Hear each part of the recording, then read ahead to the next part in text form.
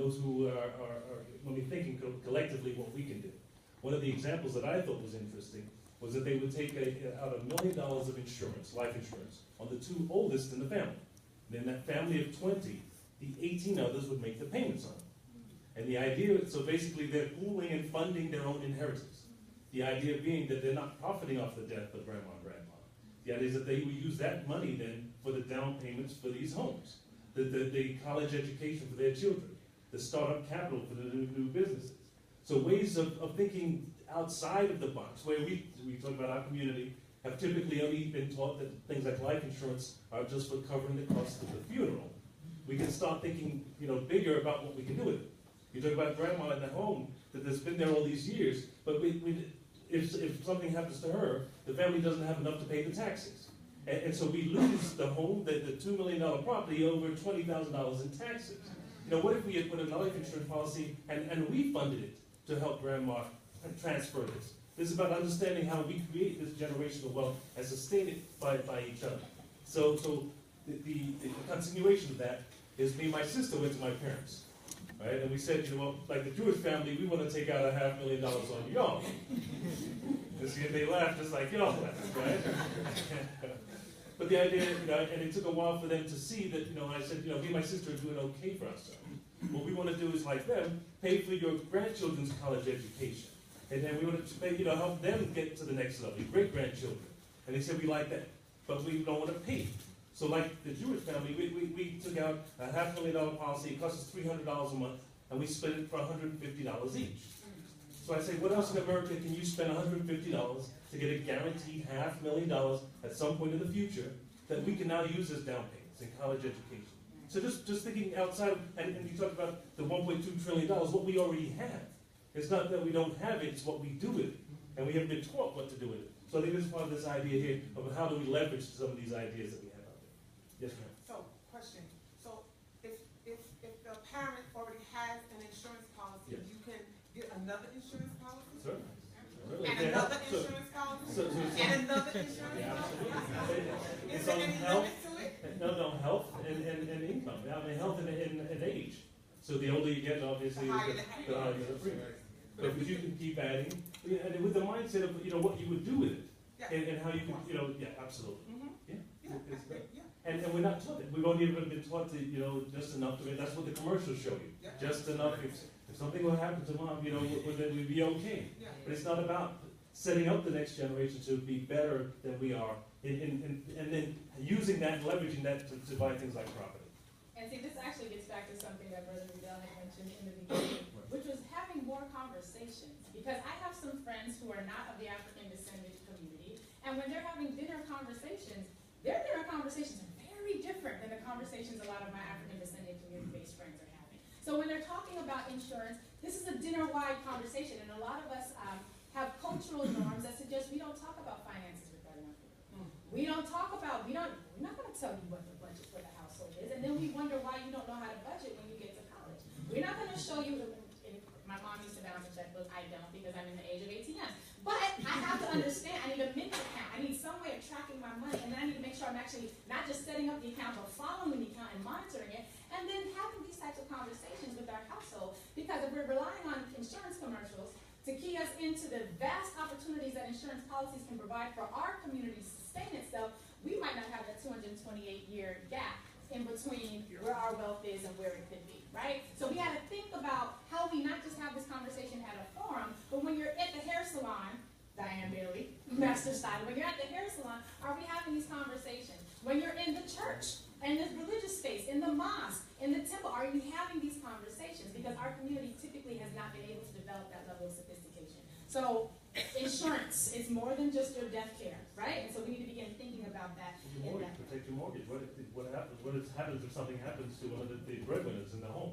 Right? Do you have enough insurance to cover the mortgage? Right. In your partnership, you have a sort of a buy-sell agreement that if something happens to one of those partners, the other person gets bought out. I mean, there's so many things in ways, and we have to continue the conversation, and I thank you, Riddell, for offering to sit with everybody to make that happen, just to explain some of the deeper issues and concerns and solutions. Right.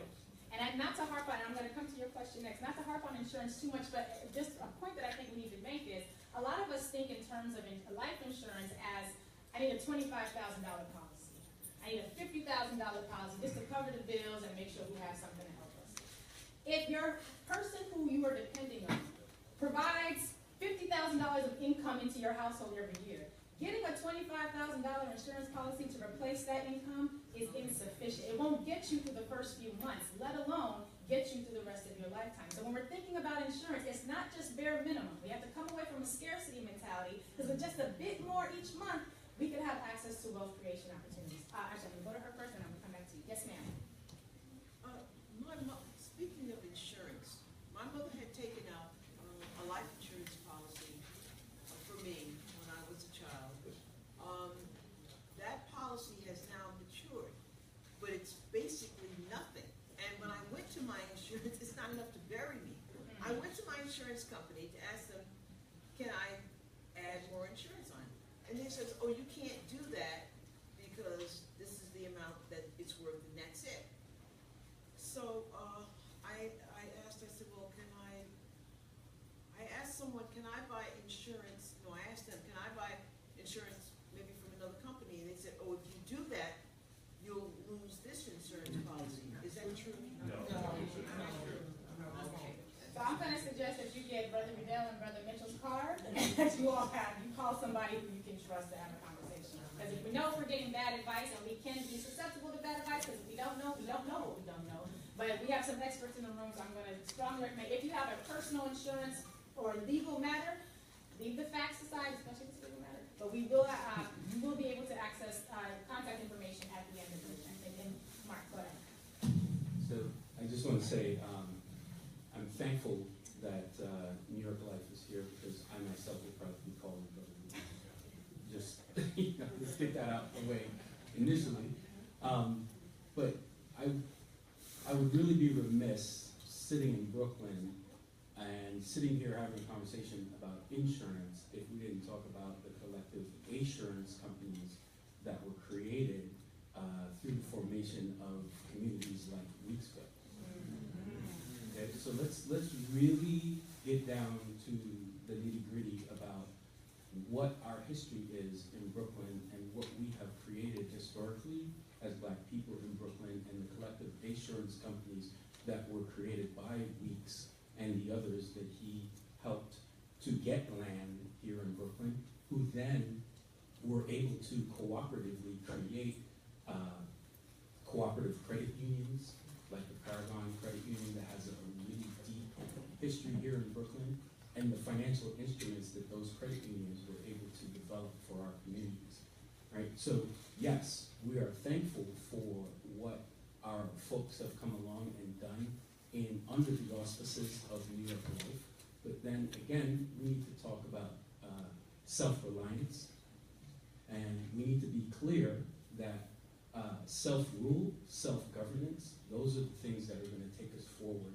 So in a room like this, we need to make sure that we understand that that's the basis of our wealth, okay, is knowing the history that has come before us and knowing on whose shoulders and in whose footsteps we're walking. So just want to be clear that we can create those very same structures, those annuities, those financial instruments that pay us back, and we have the intelligence and the numbers and the dollars to actually do those things if we just take the time to develop those practices. I just want to add a tangent to that. The book came out a long time ago, but it was looking at the first families in Boston and the first families of Philadelphia, the wealthy families. And what they realized is that in Boston, the same families that were there in the 1700s were the same families that were in the 1800s, same families in the 1900s. And that wasn't true in the Philadelphia situation, even though the Philadelphia families were usually richer. And what they found is because the Boston families really used their wills to set up trust.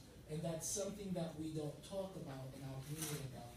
But setting up trust allows you to be able to protect wealth because no one generation can spend it all. And often when we talk about insurance, we think, I'll have an insurance policy, and then that insurance policy will pay this person. When really you should be thinking about that insurance policy going into a trust where it will then generate more, and only the interest on it, the principal will always go there, and then the interest that gets paid out yearly or however you set it up will benefit all your descendants, and so it goes on and on. And just someone who recently died, most people thought David Rockefeller, who recently died, was a very rich man.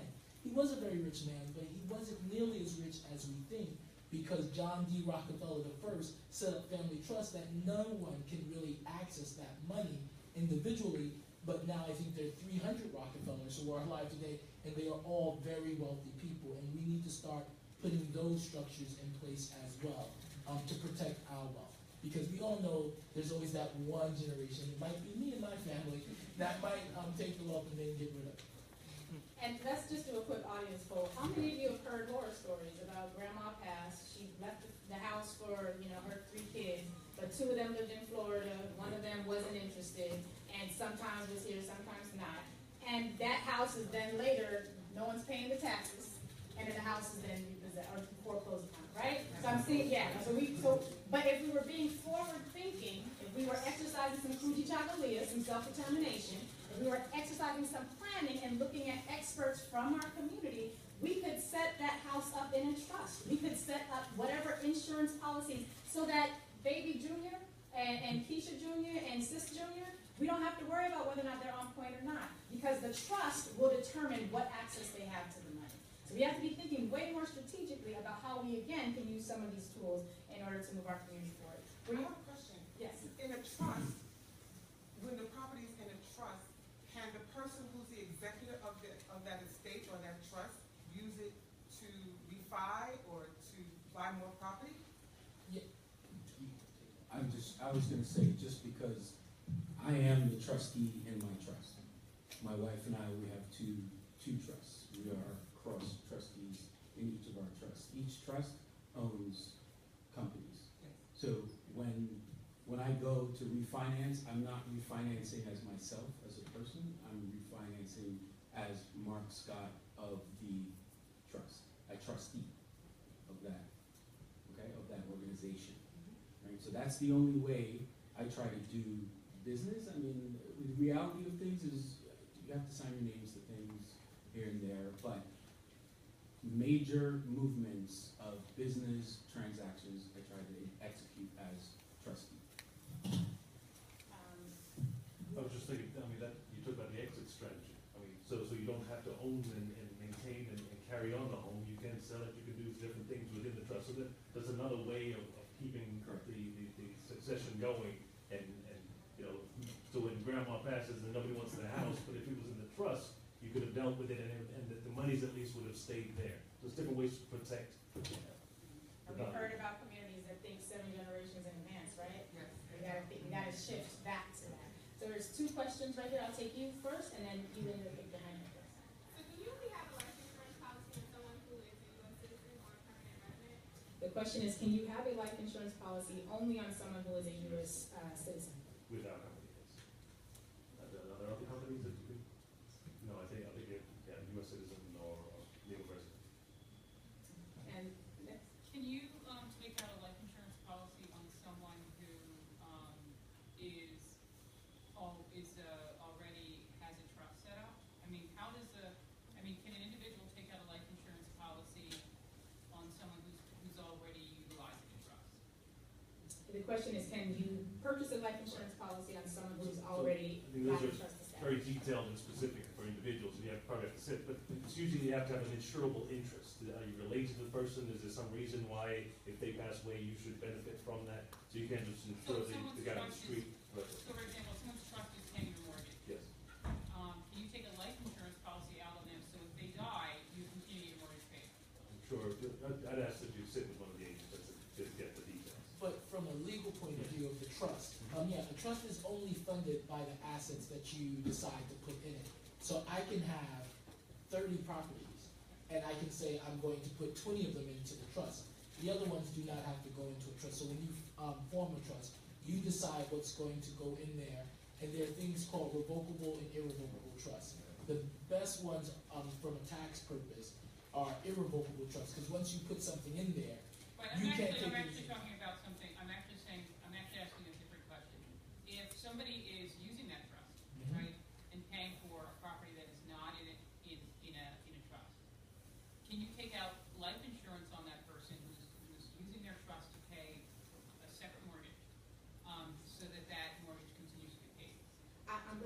actually, so we don't lose the rest of the audience, I'm gonna ask that you fill out this card, and then y'all make an appointment, because these are very good questions, but they are highly technical, and I wanna make sure that we keep the audience with them. But those are excellent questions, and I think that, I wanted to say, I appreciate you offering them, because that's the level of granularity that we need to begin thinking about how we address some of these issues. So it might be that line of questioning is too technical for this discussion here, but that is exactly the type of questioning we need to be engaging with experts when we have that. So again, if you have those types of questions, I encourage you to fill out the form because they will be able to give you the attention that your specific situation needs. So in speaking about trust, Mark, I want to go to you a bit, and I would like if you could just share a bit about what it is that your group is doing, some of the experiences that you've found, positives, negatives, and then we'll see from there. So again, my name is Mark Scott. About 6 years ago, my wife and myself, and I believe we were at that time about 8 friends, realized, I owned a home, and a lot of my work and research is in finance. So obviously the numbers that we've seen in terms of home ownership, we realized home ownership itself, by itself, is not the problem, right? So there are other things that surrounded home ownership that was stopping our friends themselves from owning homes. The one thing we knew, just historically from my background being from the Caribbean, my parents, they bought their house through a partner. So in Jamaica we call it partner, the susu, tontine, For the web audience, could you explain quickly what it's? Yeah. So for the white audience, I'll go. No, that too. So it's based off of, there are 2 models. There's a rotating savings and credit association, and that's what we call partner. So 5 friends go in, they each put into the pot, and they circulate the pot around. When it's your turn, you use the pot, the aggregated pot, to do what you need to do. My parents bought a home. The idea is there's a social contract that's involved, right? The social contract says, you got your pot first. You need to stick around while everybody else gets their pot. And there's a lot of families and friends that, things happen. Right? So, I talked to my father one day and I said, listen, what's the problem? Why isn't this thing bigger and more widespread throughout America? And in true Jamaican form, my father said, I don't want IRS know my business,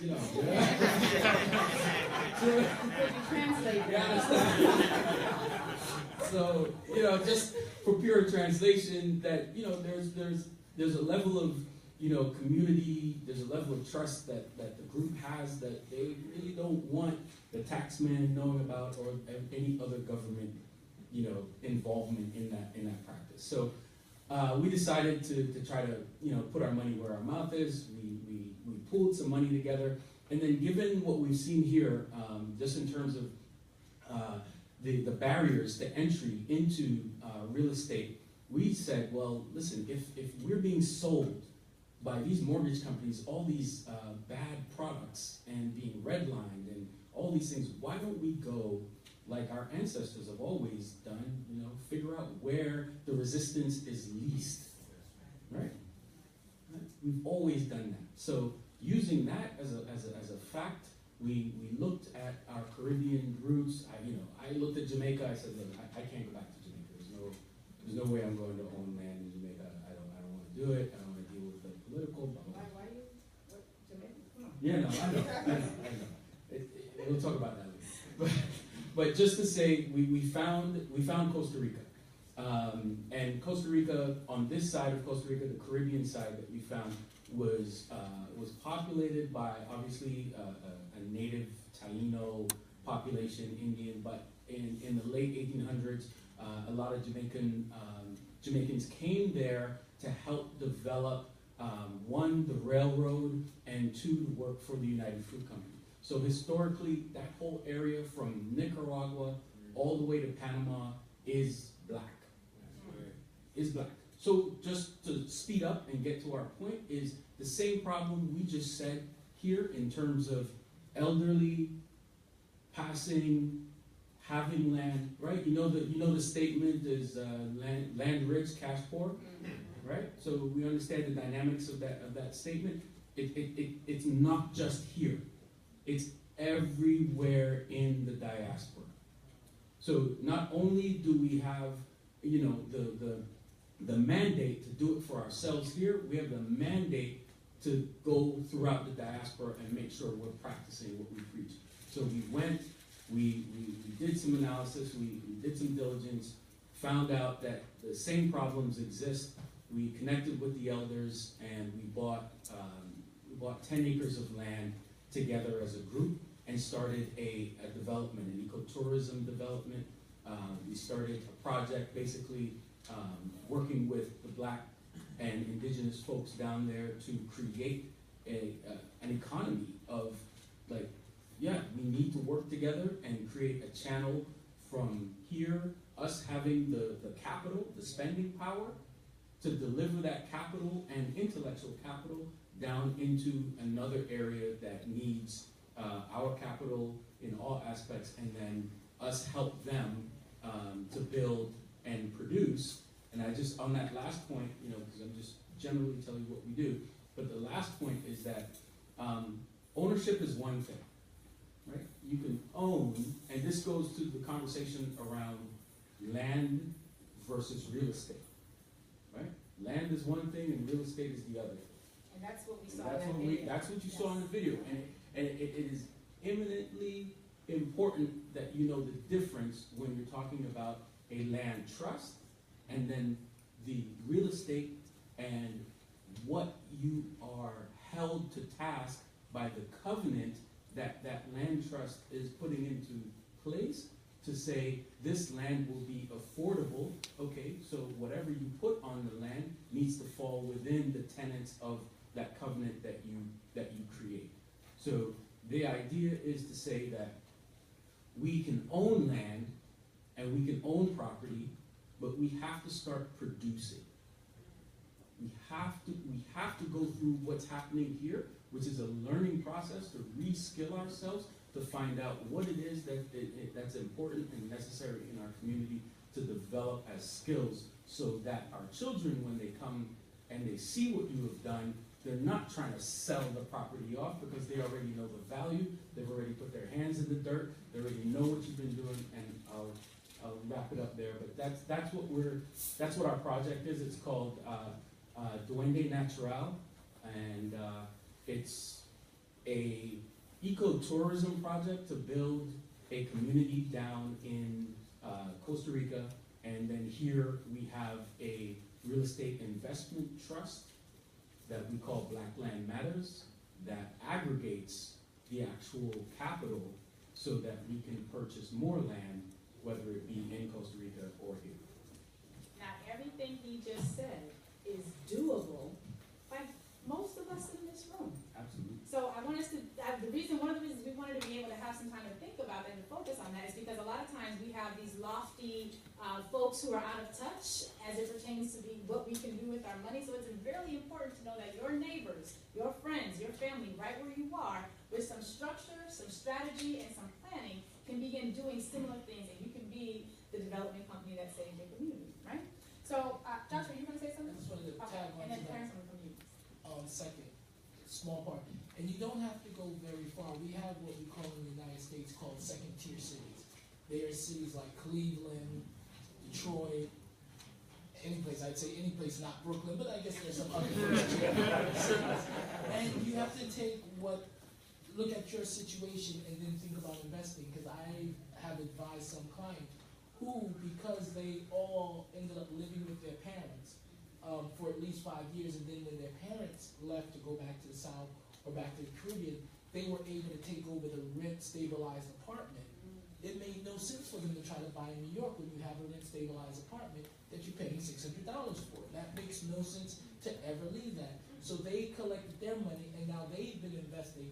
So I think of it as property ownership, not necessarily home ownership, because now they've used their money to buy property in second-tier cities that have a lower bar to entry, fix them up, and to rent them out, because they are living in New York York City. One of them is living right on Eastern Parkway, across the street from the museum and the library, for $600 in a 3-bedroom apartment. Never give that up. So when you find things like that, so when you're thinking about these things, really think about what your situation is and tailor it to you, because we always hear buy a home, buy a home, buy a home. In that situation, don't buy a home to live in, because you already have the best deal you're ever going to get. Strategy matters. So Clarence, if I am sitting in the audience and maybe I have no property to my name, but all of this sounds wonderful and amazing, and I want to jump and dive right in, but I don't know where to start. What should I be thinking about? Who should I contact? What Richard development course should I be taking? How do I begin on this path to being my own community development participant? Okay, first of all, what you should be thinking about is trying to take a home educational class, understanding the process of buying a home, what it entails, and the people you're going to come across. To get to understand what is a mortgage, how do I apply for a mortgage, what do the banks look for? These are the things we teach at our class. The class is very informative. Any nonprofit organizations, we do offer these classes. Some of us charge, others don't. But the information you come out of is worth what every penny you pay. Because down the line, once you got the house, you got all your money back, because the educational is so key. What are some of the top, if you had to pick some of the top mistakes that folks who are beginning on this path make, what would you say those are? Well, I know I see a lot of people looking for homes without going to see the lender. Oh, and why would that be a mistake? Because you go to a lender, you go and look for a home, but you don't even know how much the lender is going to lend you to buy the home. So you're doing a waste of time, you're going backwards. And then you got to come back to finding out how much you can afford based on your income, what's your affordability, and is it owning a home right for you? Because everyone's lifestyle is different. Okay, so going to look at the house before you know how much money you can afford. What's another big key thing to avoid? Also, avoid paying people money without information, because a lot of people do this. If you give me this much money, I will help you get into a home. You need to understand the documents and the people you coming across. Knowledge is key. Too many people at the closing table, and I have to stop them from closing. Why? Because they don't know what they're signing. They're not hiring the right people. And when you hire somebody to work on your behalf, you got to know they're working for you. So do you guide them to brokers? Do you take? I have brokers. Well, I walk them through the whole process, and I always have an open door. And before I send you out there, I'm going to sit you down and have a one-on-one counseling session with you to let you know where you at and what you need to do. I have brokers, I have lenders, I have insurance, I have inspectors, I have a whole buying team that I bring them in during the class and we speak what you should have in order, how to purchase this house and walk through the door, and what you should know. But this is why this crash happened, because a lot of people got these mortgages, these predatory lending mortgages, not understanding what is a mortgage. Banks was giving you properties, but you knew you couldn't afford it. But now we educate you on affordability, what you can afford. There's no need to buy a house you can't afford, because a lot of people don't know. Banks give you mortgages on your gross. You don't bring gross home. Let's stop there for 1 minute. Going back to my bankruptcy attorney. So, and I'm so glad you said that, because when I was in private practice, I had a fairly significant bankruptcy practice, because it was right around the time of the foreclosure, and bankruptcy was a tool we were able to use to help some folks out. But there was a big misunderstanding when it came to my gross versus my net. And I would have people who make, well, I make 6 figures. I make $250,000 a year. Like, yeah, but you only bring home X. If you make $100,000 a year, that's your growth. You get that nice little salary letter that says you will be making $100,000 a year. And sometimes if you're a first generation income, high income earner like I was, I lost my mind when I got my first letter that said what my salary was. And it wasn't until later when I saw how much everybody else got before I actually got any money that I was like, oh, so my gross is X, but my net is Y. And our challenge is often in not recognizing that we plan for a gross lifestyle. we gotta fund it with net income. And so when you don't understand the difference and you living like you netting $100,000, but you're really only bringing home 70, you got a disconnect. And so not knowing that if you say I make $100,000 and you go to one of those less scrupulous banks who's not going to tell you the truth about what you can own and don't own, and you're funding your gross streams with your net income, you will quickly become what I used to say, you're going to be my client soon, and I'll see you at bankruptcy court. Right? So we got to be very clear about some of these distinctions and be very critical about what it is we think we can afford and the harsh reality of it. So definitely thank you for that. Now that I've got my home, or now that I've gone to Bridge Street, I'm taking my classes, I'm being diligent, I'm a little irritated because it's taken me longer than I wish it were, and I'm working the process. I find my property, I want to get my property, but then I'm thinking, I went to this event at Medgar Evers College, and I remember they told me about this LLC and this thing that I could do, and I have a sister who also wants to buy a property. Now that I'm prepared, Joshua, or Clarence, I've done the work to prepare. Joshua, now that I am prepared, how do I go about having the conversation about collectively going in on this property? Having the conversation with your sister? Yes, or whomever, your sister, your friend, yes. Well, first, it has to be someone that you trust, because when you're going to form these LLCs, and most people, we don't really do limited partnerships anymore. It's really LLCs, which stands for limited liability companies. It has to be someone you trust and who you feel comfortable with, because you will need to share a lot of financial information.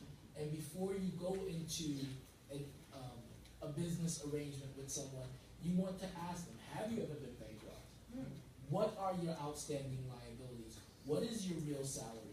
How much are you paying in student loans? You basically want to give them all of the information about you and ask for all of that information in return so that you can actually get a true picture of what this person, your other partner's ability to carry whatever loan you're going to take out actually is. Because usually, once you take out a loan in an LLC, that LLC is responsible for it, and you don't want to be in a situation where, because you don't want to lose it all, you're paying all of the costs and they still have half the ownership. So you want to make sure that you really know how the people that you're going to go into business with. And then you sit down with an attorney and you explain to them exactly what you want to do and how you can get there and make sure that it's a legal structure and that you can get there. So remember earlier when we talked about how we don't like to have financial conversations in our household and we don't like to discuss and we don't want people knowing our business and our laundry got to stay dirty because if we clean it then everyone will know that it was dirty at one time. So we can't do that and what he just said.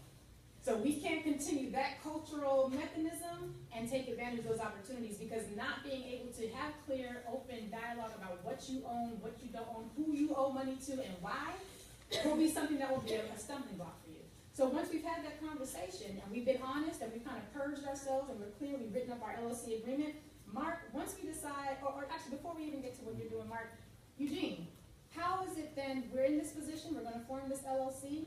At that point, what can we be thinking about as it pertains to insurance use to help us expand that? Well, just thinking about making sure that you've covered the other pieces of your family and your personal finances. Because, everybody wants to flip a home and make all this big money, but if I don't have, my insurance, if I don't have any savings, if I'm relying everything in this one bucket, and then the market changes or something happens, and all my effort went into this, and I have nothing left, then it was sort of a huge waste. So to sit with sort of somebody and make sure that you have these other pieces in place. Do you have some savings? Do you have some of your retirement in place? Are you taking care of the kids? I mean, there's all those things that that when you have the excess now, I can start putting it, and know that it's free and it's not going to be encumbered for my partner. When times get hard, I have to tell him that I can't make the payment, and now he's going to pick it up. So I'm just sit and make sure that your full financial picture is in order.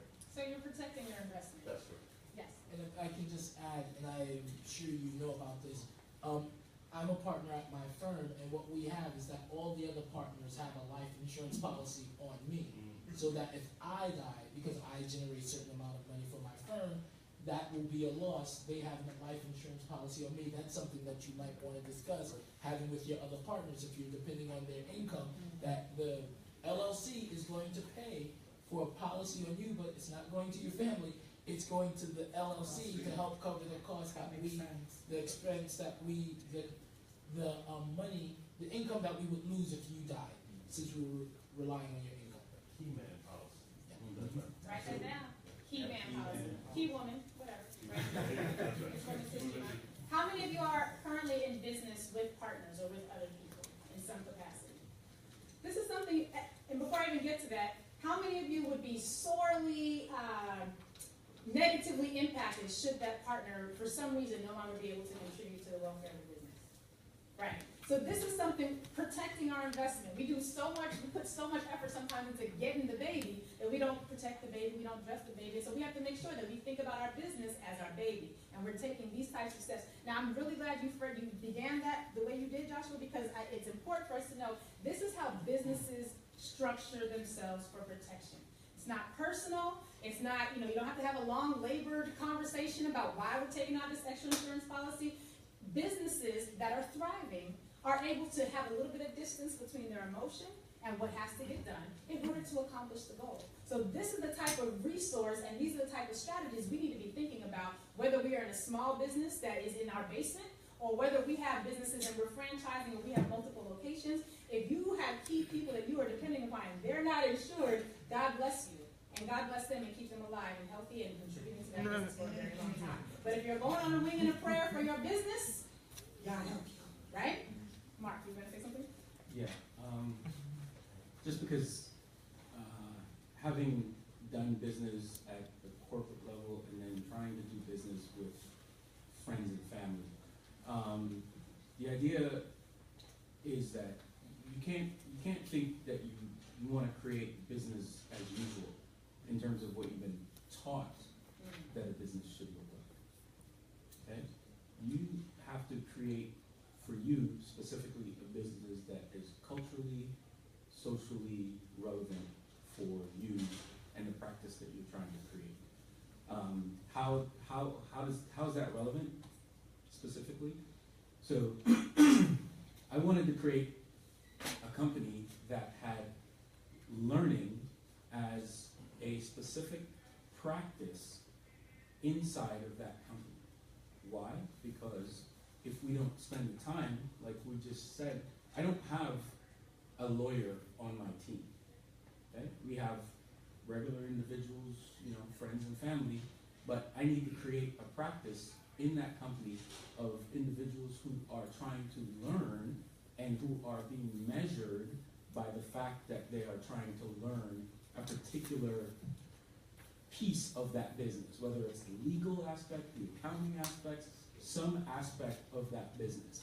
And that's one of the things that we put into practice in the beginning that has come back, like I first said about exit strategies, to be a benefit for us because we spent the time up front learning, right? One of the hardest conversations we ever had was the operating agreement, right? To sit and actually spend. What is an operating agreement? Just so we're clear. Right, so the agreement that holds all of the individual pieces and statements that says how this business will run, how it will act, how it will dissolve, what it will do in any situation. And one of the main pieces and what's the word? Tenets or statutes inside of the operating agreement, but just one of the clauses that we actually had to spend time really deliberating was, what happens when you want to leave? Not because you don't like it, but things happen, right? And thank goodness, 4 years later, we came to a point where one of the families did have to leave, and in looking back at it and looking at those clauses, it was able to say, well, thank goodness the onus was put on the person who wanted to leave for them to figure out, okay, how are you going to handle this situation? And that was one of the things we felt was really important. So I just wanted to put that out there to say, if you're really going to go about this, to not try to, one, just replicate other models that are out there, to use those models, but then to take into consideration some of the models that are actually effective now, right? So there are so many socially conscious models, so many environmentally conscious models, so many, models that take away, that are like flat structures that don't have hierarchies. Like, really think about what you want to create for your future, because like we said, if and when you go, this tenant that you've created and this contract is going to live on beyond you. It's like a prenup for your Right. business. But if I can just add to that to give a plug to my profession, after you do that, make sure you have an attorney. Yes. look at it. The only reason I bring that up is because one of the structures that I'm very excited about are B corporations. Exactly. Those are corporations that actually have a social conscious component to them. But they're not legal in a lot of states, so that if you put it in there, one of your partners, and then you do something socially conscious, another one of your partners can say, oh, but you can't do that because that's not legal in the state, and they're right, and now you breach your fiduciary duty, and you owe liabilities to them. So once you do get your thing together, please go to a lawyer and have them look over it, just to make sure that it works. So we're going to now open it up for full audience questions. So if there's something that you've been sitting on that you would like to ask, raise your hand, and we just do it from your seat. You don't have to come up to the front, and we can repeat it for the audience. So, yes. I wanted to maybe get your opinions on alternative financing for your properties. So I'm actually purchasing property and actually own property currently. But I'm coming up with a struggle where, you don't want to, you can't keep going to banks if you're trying to get like multiple properties because they're not going to keep giving you these loans. And this got to as a source, but I know a lot of our other counterparts of other races, they figure out ways they meet investors, they have these clubs, and I'm just trying to basically develop my knowledge and figure out how do I get into those circles where I can now, find a deal and close it in a month versus, we're going traditional model and it takes forever to close a deal. So what are some alternative ways for us to actually tackle that problem? So just to repeat the question for the web audience, is really looking at what other types of alternative financing may be available, other than having acknowledged that SUSU is a type of organic alternative financing. I guess organic and alternative cancel each other out, but you know what I mean. But what are some of the other types of alternative financing that would be accessible to people who are not looking to go the traditional bank loan route? Well, you got down payment assistance grants. They also have, you can also borrow from your equity. A lot of people don't realize their home has a lot of equity. You can borrow from there to get your second home. A lot of people don't know that. This would be your first home? Or is it So second? she's got, You have people a- have properties? Yeah, so Okay. it would be my second. I'm looking to get other properties, so I have one property right now, but that was done traditionally. So FHA and everything like Yeah. that, but now it's, okay, going back and getting another property. It's not enough equity in the home yet, because it's fairly new. Right. So how would I go about, I listen to a lot of these blogs and everything, and podcasts, and I see guys getting one property today, 2 months later they're closing, they have 10, 20 properties, but they have not gone traditional route.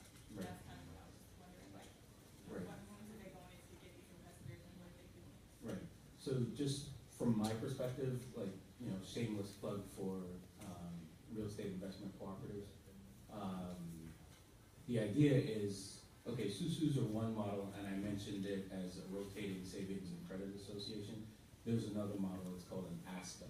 It's an accumulating savings and credit association. And that's the basis of when an ASCA builds out and people actually invest together or pool their money together. At the far end of an ASCA is like a credit union, right? When it all builds out all the way. But before that, it's just a group of people getting together, accumulating dollars together, right? And saying like, okay, you know what? We're gonna go after that building. We're gonna go after it together.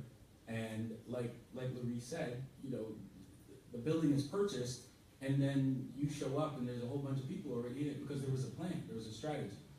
And that is the reason why we created, our real estate investment group, and I call it a cooperative, but it's really, it's an investment trust, an investment fund, it's a cooperative vehicle to accumulate the dollars that you need, because you might have 20,000, someone else has 20,000, 30,000, and someone else might not, they don't want to live in the house, you know, but they want to be an investor and they want to get a return, and you might have a plan and say, well, you know what, I'm going to rent out, you know, part of this house, and you get your dividend by the rental income that comes from this house, right? So there's many strategies that can happen, but you have to aggregate the capital first and be organized to then be able to take advantage of the strategy.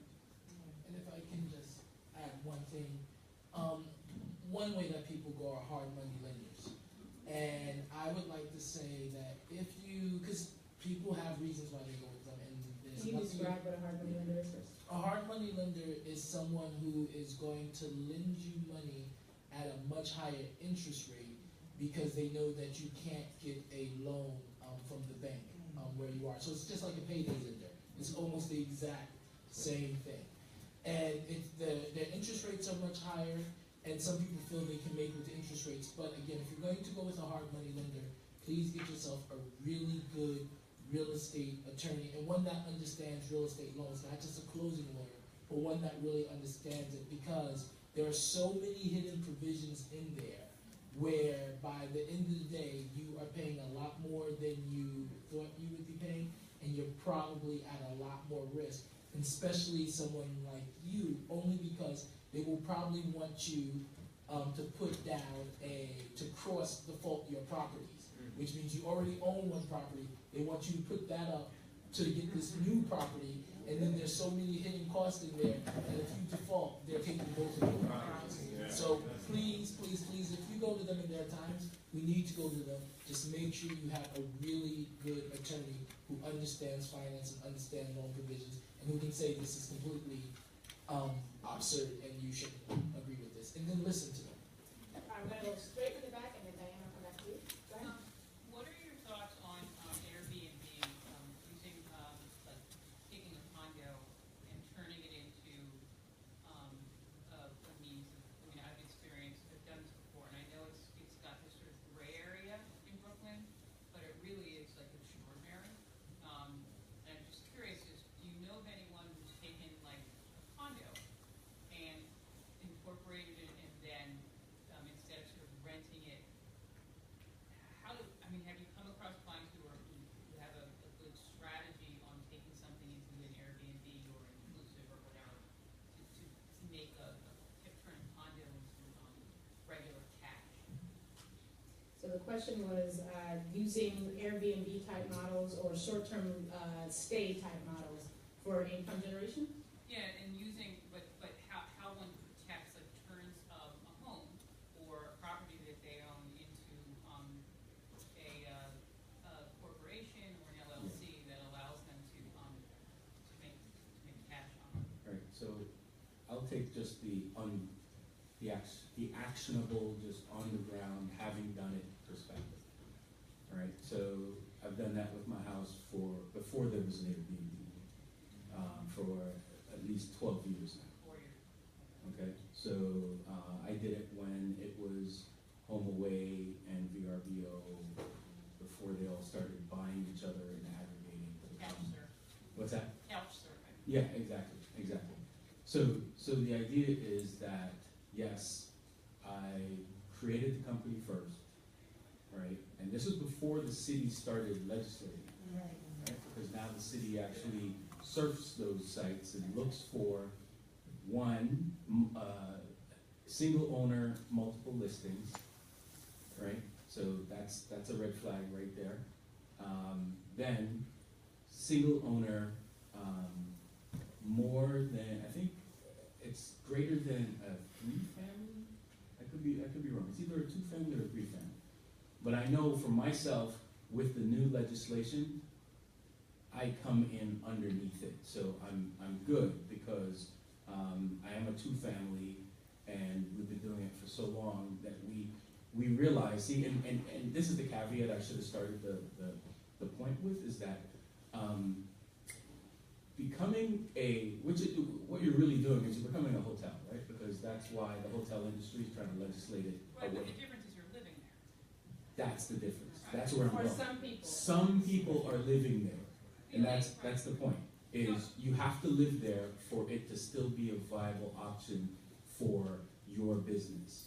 So Mark, just for the audience, for folks who may not be quite keyed in onto what's happening, so you have a two-family property. Correct. You occupy the Occupy the floors bottom. that you occupy with your family. There is an additional unit in the same building that you are able to rent out for a short-term And rental. I haven't been up there in 12 years. Right. It's So, like people Right, but just Shannon, come. Is it, right?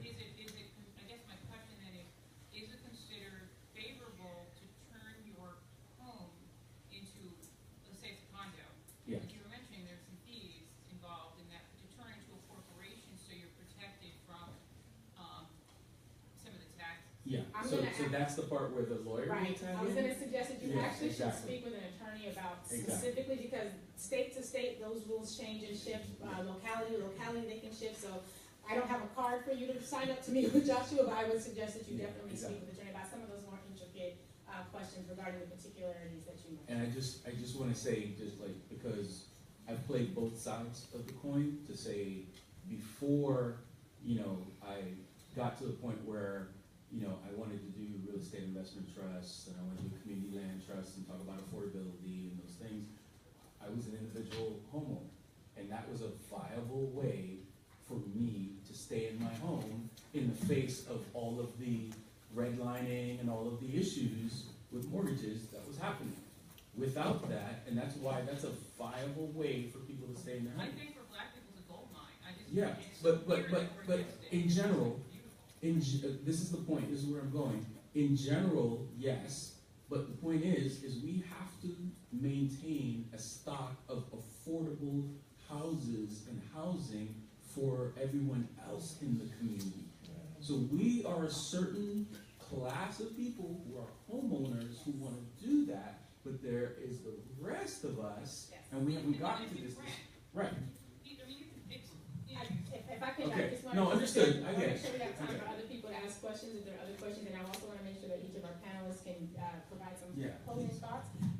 But I do want to pick up on that, I want to pick up on that point, because what we are not going to suggest at all is that black people should purchase homes just for the sake of getting rich and dying young. That's not what we're suggesting. What we are suggesting is that we need to take these tools as ways that we can develop our community, protect and serve our community, and benefit so that we can all be mutually be in a space where all of our needs are being met, right? So I appreciate you for referencing that, because sometimes the conversations can go in that route. And I think, Mr. Mitchell, one of the things that you've talked about, at least in some of the opportunities that we've had to see you speak, has been about thinking collectively about how we even pool insurance, thinking collectively about how we pool these types of opportunities. So that's certainly something that we would encourage everyone to be able to do. Yes, sir, all the way in the back. And just for time's sake, I'm going to ask if you limit the question to just 30 seconds, and then we'll have the panelists attack. What methods can be used in, financial methods or methods can be used in combating or working against all the gentrification or displacement? Buying homes, should they buy the properties that they have, or own the properties, or invest the properties before any realtor, developer, or builder comes and buys it up and raises the prices and makes 5 times the profit? Excellent question. And for the web audience, the question is, what can we do as it pertains to gentrification? How could we think about incorporating these strategies to prevent the displacement that's happening in the communities? I can tell you what my new neighbors do. My new neighbors do just what was just talked about with the question before yours, ma'am. They decide that, dude, I totally want to get a new property, and I totally want to move to XYZ street, or XY. I've been scoping it out, and a friend of mine, a dear colleague of mine, told me that in 2000, she had gotten advice from a new neighbor who had then moved into what was now Clinton Hill, and that new neighbor told her, well, we've been really thinking about scoping out Bedford-Stuyvesant, but I just don't want to be a settler yet. So, but the mindset of going and scoping out properties and land and thinking about how you can bring information back to your home base pool your resources, and oftentimes those resources have already been pooled because they've been doing SUSU type things, pooling in resource type things before they even think about where the property actually is. And by pooling that money, new neighbors are able, young new neighbors who are still in college new neighbors, are able to pool resources, and some of those resources are a result of the fact that they have access to capital that many of us don't. But they're able to think about pooling those things, and because they've been having these conversations at the dinner table from the time they were 5, it's not a foreign concept to them. So whereas if I'm going to pool my money with some of my friends, we have to go to a class at Bridge Street before we can even understand what a mortgage is, what an operating agreement is. Some of my new neighbors and some of the friends I have, dear friends from law school, they were having this conversation at 17, 18 years old because they and their parents were thinking about how do you buy property so that when you go to college, we can pay for you to not stay on campus. And then when you leave campus, because you graduate, then you can rent it out to other college students. So you see the difference? So it's one thing to have this conversation when you're in your late 20s, late 30s, and you're trying to figure things out. If you've been having this conversation since 5, pooling money and getting an operating agreement, having a lawyer on deck and knowing where the resources in the community are, that's easy. That's the easy part. So as it pertains to gentrification, if we were to think about the fact that, there are a lot of new folks coming into the community. You know what? There's a crack house that's been abandoned on this block for years. There's been, this empty, rundown house on this block for years. And it's going to require us to get this much money together. But if we began buying up those blocks, being developers is not rocket science. They already given us a model. If we were to pool our resources, purchase some of those buildings, invest in rebuilding them, we could be the developers, and we could rent out to those of us in our community who aren't able to participate in that type of transaction. But we got to be willing to be settlers in our own community. And I if I could just add, in the job market, like 30, at the age of 30 mortgages, and I've been involved and employed in the mortgage industry. Interest rates are going up, and I think we better take advantage. You may not have the opportunity to refi or lower your interest rate. That's what I used to market as a total market. and also if I can just add really quickly, Thank you. please go on to the New York City websites and the New York State websites and read, because I find that there are so many programs out there to assist you in getting money to be able to start businesses, but we do not take advantage of those, and we do not educate ourselves about those.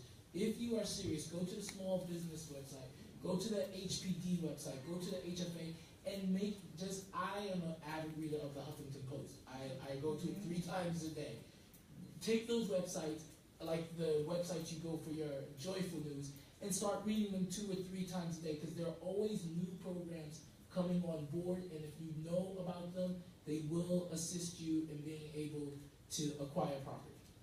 So we have time for 2 more questions. Oh, and all of y'all raise your hand. Okay, so sis right here, my brother in the back, and then Diane, so 20 seconds.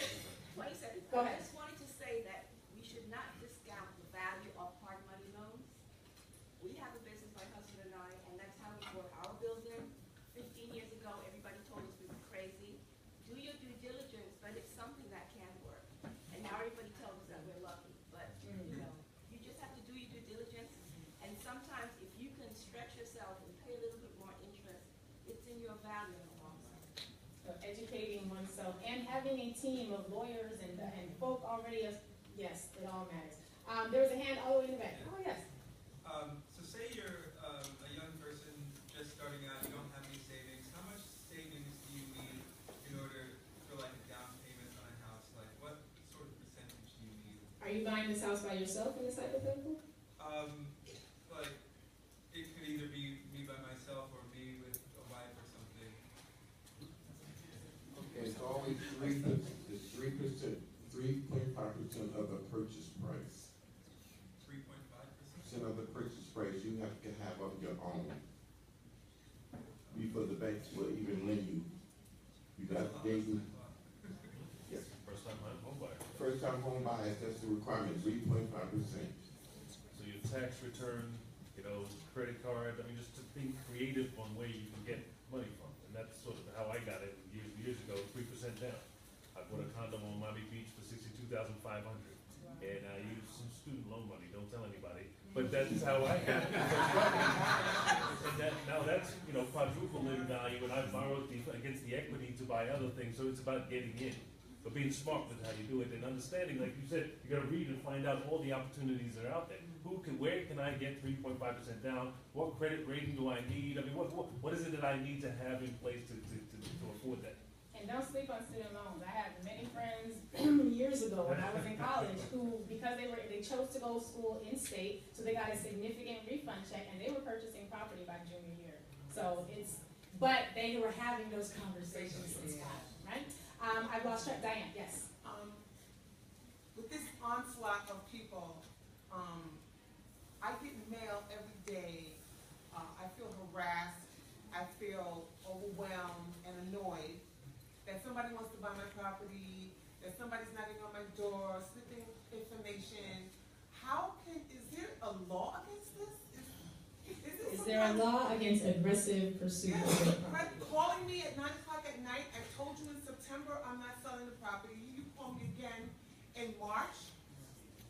How do you? Well, I mean, depending on what they are doing, you could possibly take out an individual restraining order against that person. But there really is no law that can stop people from soliciting you to ask you. I mean, but you can put those signs up now, I think, that please do not leave anything here, and then you can have them prosecuted under that. But it's very hard. It's coming in the mail, it's the phone, it's like every level. Right.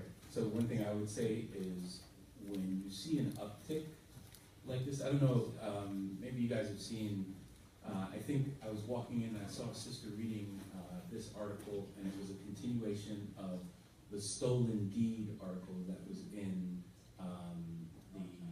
the Our Times Press, right? So when you see an uptick in that, that means they've got your information. So you need to go back and check ACRIS and keep looking. That's ACRIS. Okay, because if you know the story I'm talking about, you know, we're not as lucky as, what was his name, the brother Flateau, right, from the community board, who they mistakenly tried to steal his deed. Right, and they, you know, you mess with somebody of power and, you know, you get caught, but they've been doing this. In this situation, it was, I think we had a snowstorm, and then the Monday after was like a long weekend. And what they did was they broke into this person's house that was sitting there, and he, you know, he's an investor, so he wasn't actually in the property was sitting there.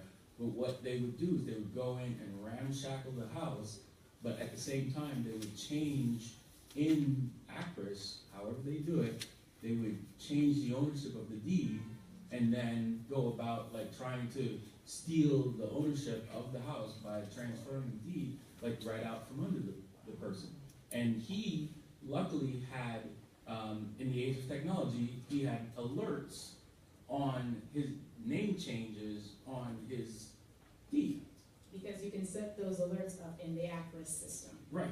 So this is what I'm saying. So get to know ACRIS, and when you see an uptick in people actually coming, you know, calling you or emailing or however they're getting your information, go check your stuff, go set alerts, because it does happen to people out there. It was lucky that they tried to do it to this guy, who then was able to, you know, get community board help and, you know, Robert Cormier and everybody else, but that's someone with power, access, and it's not just an average everyday person. So ACRIS is your friend. For time's sake, we're going to leave that as the last question, and as you're incorporating whatever final comments you'd like to make, please feel free to address what you've already heard, or just provide out a general closeout. We can start at that end and just work our way down. Oh, just any final comments or key points that you would like to leave for the audience. Okay, my final thing is, you know what you can afford. Do please go get the education, and do look, and there's a lot of free money out there for you. You just gotta do the research for down payment. Final thought is just not only thinking individually, but also collectively. The initiative that I started at New York Life, I call the $50 billion Community Empowerment Plan. The idea is that, you know, let's not take out a $25,000 policy, because even if somebody passes, we still can't put the down payment on a brownstone in Brooklyn. You know, so it's thinking larger. But the idea that if 200,000 people out of 43 million saw the value of owning at least $250,000 of life insurance, whether you insured your parents, like we said the others do, insured yourself, insured your children. But 200,000 people with $250,000 of insurance will create $50 billion of tax-free future income. So you talked about Maggie Anderson saying, you know, if we were to redirect our spend, become conscious consumers of supporting black-owned businesses, what we could do creating 1 million jobs.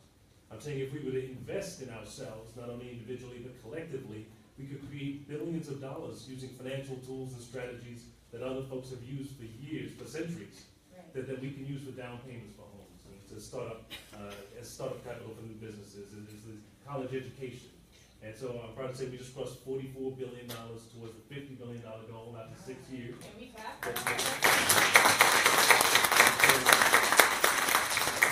1,200 black agents around the country were discharged, and just wanted to say that, I mean, this is the tools that we saw others using in our community, in Weeksville and others, using tools. So not necessarily the companies or the homes as they are, but understanding them as tools to create wealth. So black wealth matters, but it's, you know, wealth equals opportunity. And so leveraging and figuring out how we best leverage that. That is wonderful. That is fantastic. Joshua? One thing, if you have a neighborhood that you want to live in and you want to buy, try to find if there are seniors in that neighborhood and work with them. One strategy that I know a lot of people are doing, there are many seniors who have the 4-story brownstones, so they never go above the first floor because they no longer can. So I know people who are going into partnerships with them in forming LLCs where now they are occupying and owning the top 2 floors and the senior is still occupying and owning the lower floors. So there's all types of situations that you can actually help someone who's homebound and get into the neighborhood that you want. You just have to be creative and patient. Yeah, so final thought, I hear creative and patient, and I'll leave with 2 words, stability and continuity, right? I think if you work towards a level of stability for yourself, then you can group together and start to create strategies for continuity so that you can deliver on some of these strategies. One of the last things I'll leave you with is just from a legal perspective. There's a lot of laws that are changing financially around equity crowdfunding, right? So and they are being positioned towards us, right? So that means that those of us in the room, I'm maybe no one in the room hopefully is I'm not saying hopefully, but unaccredited or accredited investors, right? So there's a difference. The laws that are being created right now for equity crowdfunding will be including non-accredited investors. That's those who have a net worth of less than $1 million minus the value of your house, and you don't make over $250,000. Yeah, $250,000. So if you're in that group, the laws are changing for projects and housing opportunities and equity in development projects to be sold to you as shares, right? And for you to actually become a shareholder in these projects, and you have to become aware. And that's the last word I'll leave you with, is just learning these words and becoming aware of them, because they're going to be coming after our, you know, that suckling pig picture back there. Everyone suckling from the black consumer except black business owners. Yeah, that's a very real concept in terms of these equity crowdfunding projects. You have the dollars that they're coming after, and if you're not educated around those types of financial vehicles, it's going to be recreating this picture all over again. And we don't want to do that. So that's what I want to leave you with. All right? So as we're getting ready to hear from Dell, just to close us out, can we just first give them a round of applause?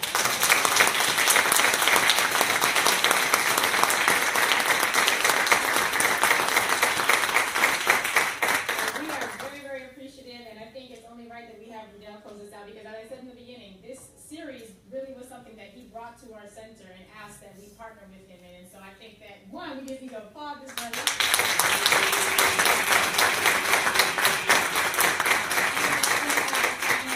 Final word. again, I just want to thank you all for paying attention to us tonight. I think we brought you a wealth of information. Just want to point out, Mark, Joshua, Clarence, and Eugene, really thank you for your presence tonight. What we are asking you is to continue this dialogue, because we have about 200 years of catching up to do. Now the question that we're saying, how long will it take us to catch up? I think Brother Eugene mentioned it earlier. We can do this in one generation. Okay, we can literally do this in one generation if we just understand, if we can unite our forces together, right? Develop a collaborative approach, not just for our community, but we also got to look at the individual. Because if we're not properly protecting ourselves, we have a proper plan for ourselves, then again, we're throwing, I would say, dust in the wind. So I want to, once again, ask you tonight to continue the dialogue with us. The card that we've given you, in the back of it is a survey, right? It talks about some of the issues that you brought about tonight. So we're asking you to fill out that card and give it to us at the door. We will contact you, not just about the card, but to continue dialogue. Because I already asked you to mark your calendar for April 21st, will be the closing series of the dialogue. But beyond that, what are we going to do? And we need your voice to help us guide this. Because again, we need to go to your churches, your homes, your local businesses, your organizations. Without you, we can't do that. Matter of fact, some of you missed the governor's presentation about 2 weeks ago, right here in the school, where he was focusing in central Brooklyn.